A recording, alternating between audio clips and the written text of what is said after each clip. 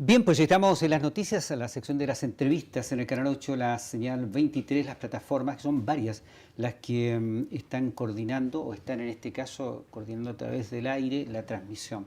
Tenemos visitas, está Luis Mesina a nuestro lado, coordinador histórico, uno de los rostros, ¿no es cierto? O ha sido uno de los rostros, No Más AFP, de No Más AFP. Luis, ¿cómo está? Bienvenido, gusto saludarlo. Muy bien, muchas gracias por la invitación. Muy bien, pues y también está quien oficia de coordinador regional, ¿no es cierto? Es una figura. Está con nosotros Guido Hernández. ¿Cómo está, Guido? Bienvenido. Muy bien, muchas gracias por la invitación y por el espacio. Por cierto, bienvenido. Luis, ¿qué lo trae por estos lados a propósito? Bueno, andamos en el contexto de una movilización que esperamos el día domingo 30 de marzo.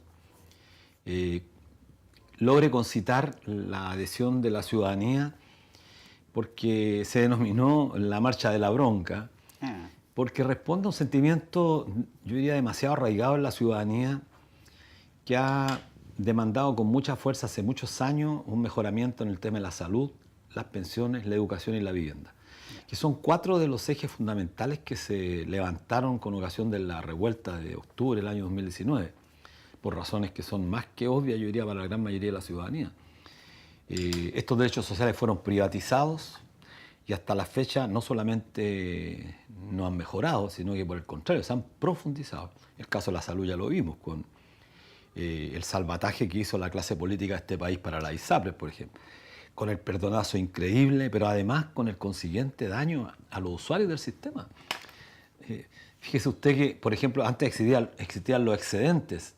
Bueno, los excedentes se acabaron con esta ley corta, es decir, la ISAPRES capturan absolutamente todo, la contribución, la cotización de los trabajadores.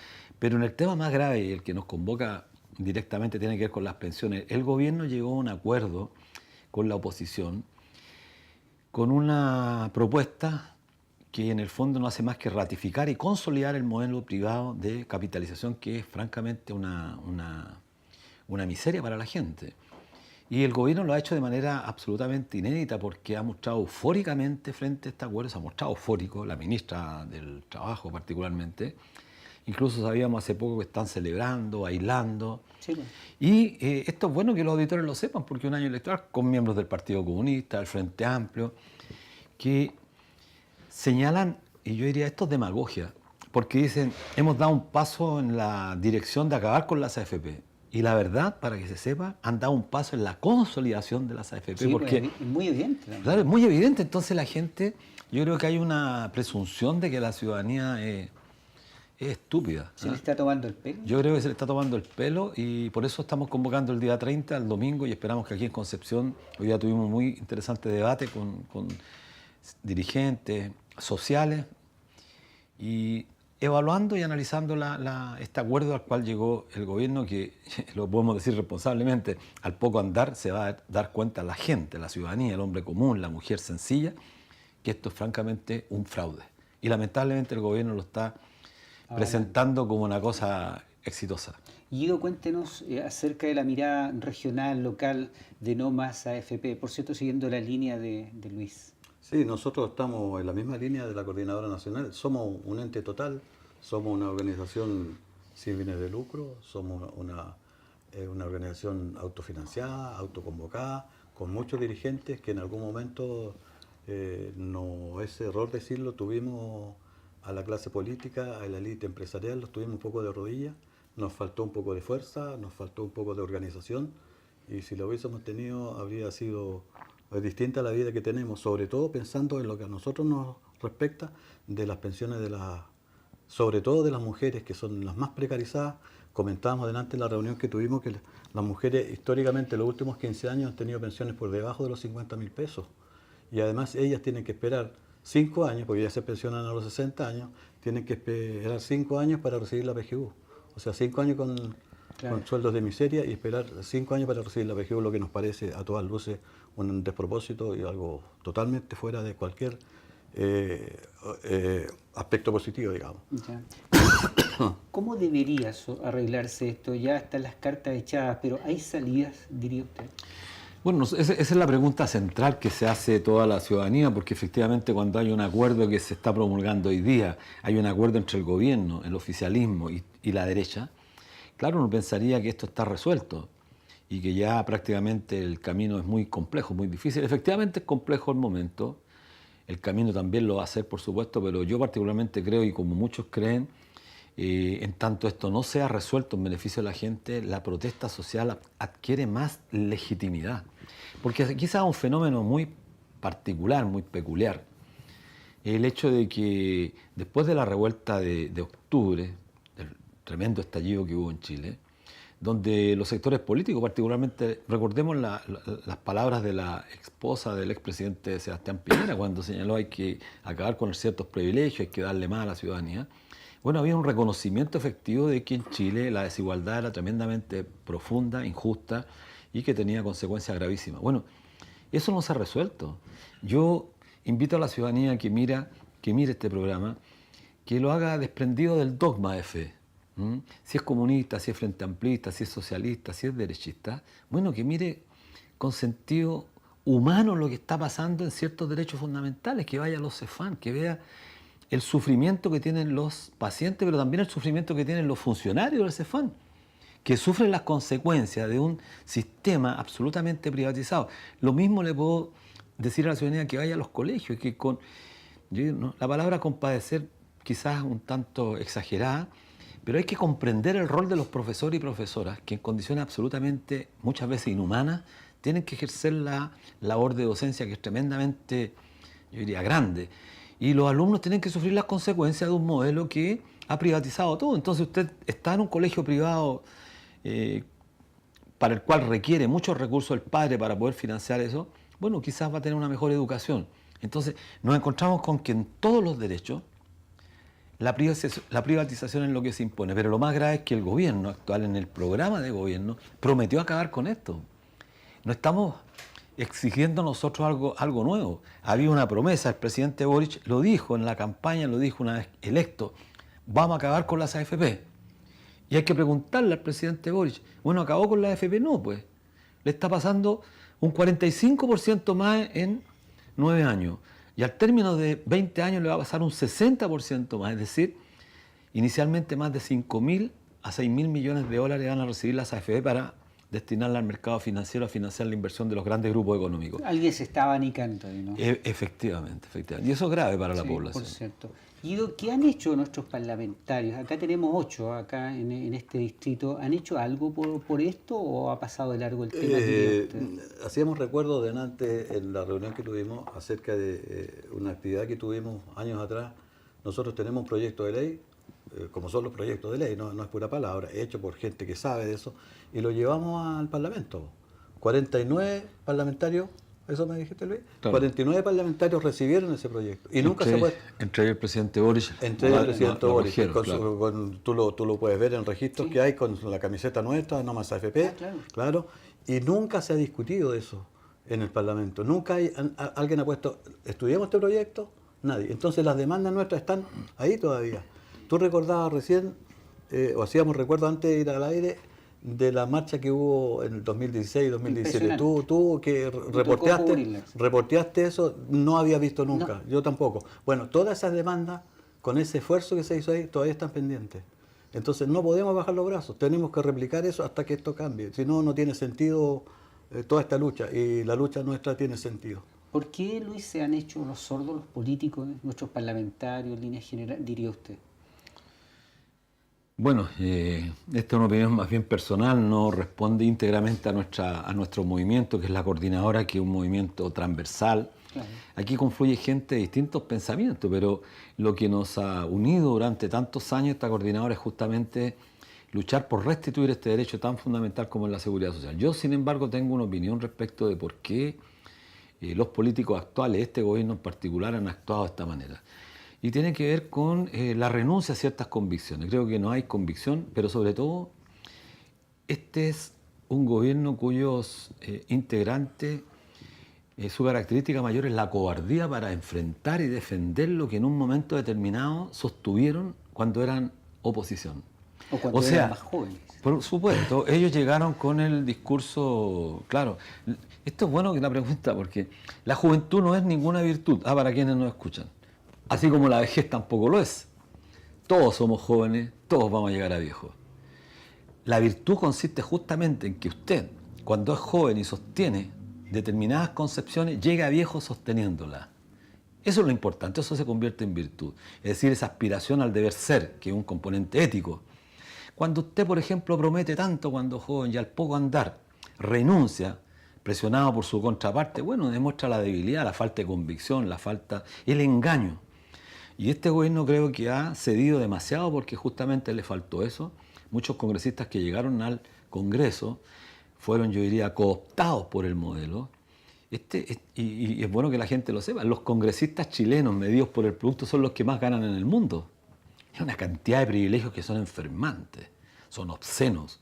Y bueno, eso captura, pues si usted ganaba 500.000 pesos, o mejor dicho, nunca trabajó, fue estudiante y de la noche a la mañana pasa al Parlamento, recibiendo ese nivel de ingreso, es tratado como rey, como príncipe, porque en el Congreso hay que decirlo, los congresistas chilenos no pagan la colación, no pagan el almuerzo, lo atienden con café todo el día, se pueden tomar litros y litros, a diferencia de los parlamentarios que existen en los países de Europa, en el norte, donde cada diputado tiene que pagarse su cafecito, tiene un local chico para trabajar. Entonces, estamos en un país cuyas instituciones son absolutamente, diría yo, contrarias a la práctica que exige la política. La política es una de las actividades más nobles del ser humano y debiera estar desarrollada por personas que tengan como motivo justamente servir al prójimo, servir a los ciudadanos que lo eligen, convertirse en un mandatario.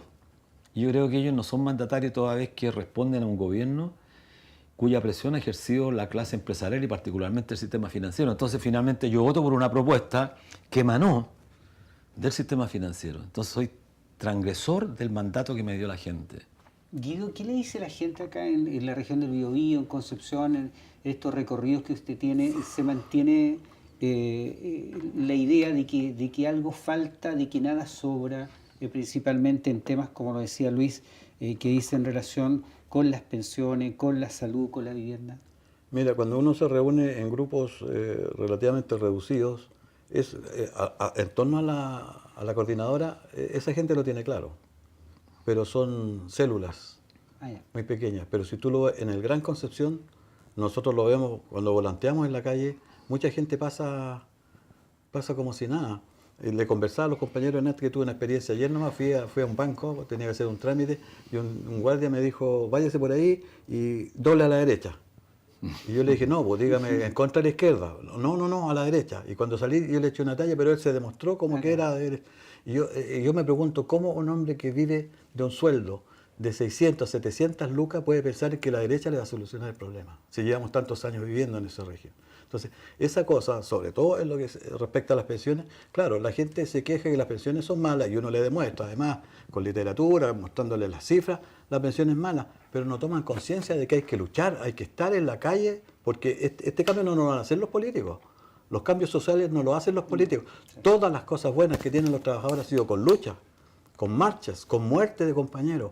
Eso es lo que tenemos que lograr, aunque tengamos que morir. No quiero exagerar, pero los beneficios que tienen los trabajadores se han hecho así con lucha. Entonces, yo creo que lo que nos pasa a nuestro movimiento en particular es que la prensa en general en Chile es una prensa comprometida con los intereses económicos. Entonces muestran, por poner un ejemplo, el señor Fontaine que habla de con mi plata no. O sea, él tiene una propaganda 10.000 veces más de la que podemos tener nosotros en los medios de comunicación. Eso hace que la gente no tome conciencia del problema en que estamos. Luis, ¿qué le dice este año electoral? Tenemos presidenciales parlamentarias, acá hay diputados, no hay de senadores, esto es por regiones. Estaba revisando yo, hoy día hay como 60 precandidatos a la presidencia que tienen que reunir 35.000 firmas, más los ya establecidos por uno y otro lado.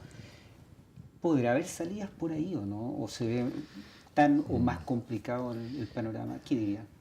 Claro, cuando hay el surgimiento de tantas alternativas, es justamente, yo diría, también expresión de que hay una fragmentación de la sociedad, que no hay capacidad de ponerse de acuerdo respecto de determinadas materias. La conducción del Estado exige, por supuesto, organizaciones políticas. Yo tengo, a lo menos, preguntas respecto a si los partidos tal cual los concebimos siguen siendo la institución que debiéramos utilizar para dirigir el Estado. Tengo mis dudas.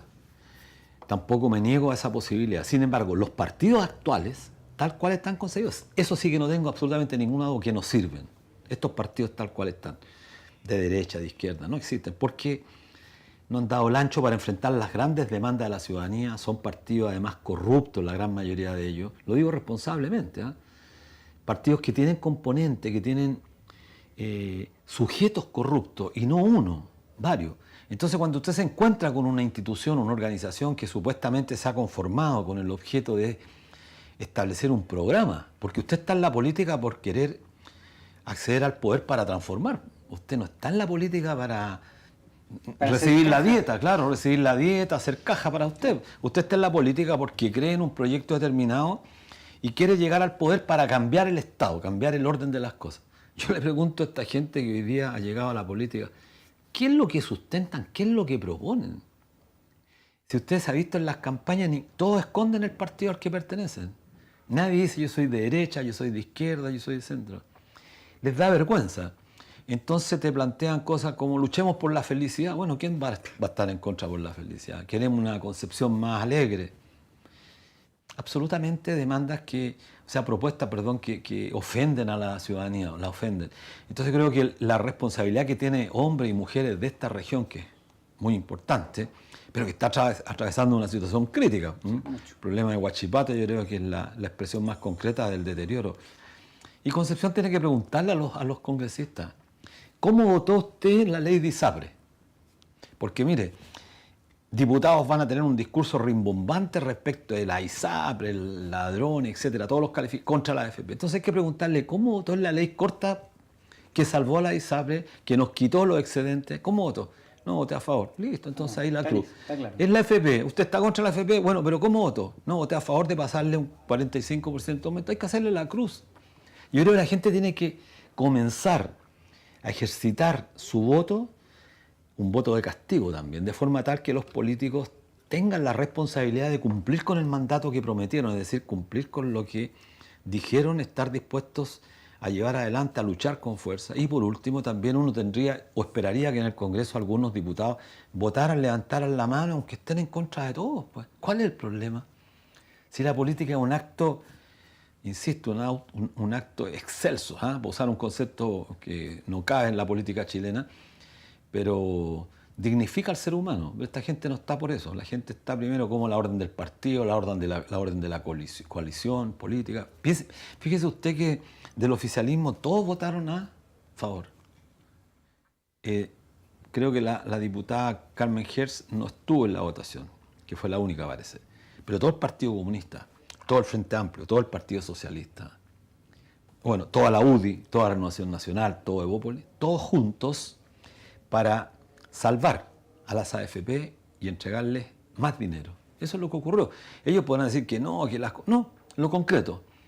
Ellos votaron a favor de transferirle al año más de 5.000 millones de dólares todos los años. Eso es lo que no tendrán que explicar ellos por qué lo hicieron. Guido, ¿se hace difícil el mensaje al ciudadano hablarle de este tema que de repente aparece tan técnico, pero que es tan importante, tiene un fondo que es tan importante? Sí, técnicamente un tanto complicado el presentar el sistema, pero uno concretiza en el sentido que tú le dices que nuestro proyecto implica que las personas, generalmente son las mujeres, que no han contribuido, porque no es que no hayan contribuido, de hecho, voy a hacer un paréntesis, hace 3 años atrás el Banco Central demostró que las mujeres significan, las mujeres que no contribuyen, o sea, que se quedan de cuidado en su casa, contribuyen con el 26% del PIB.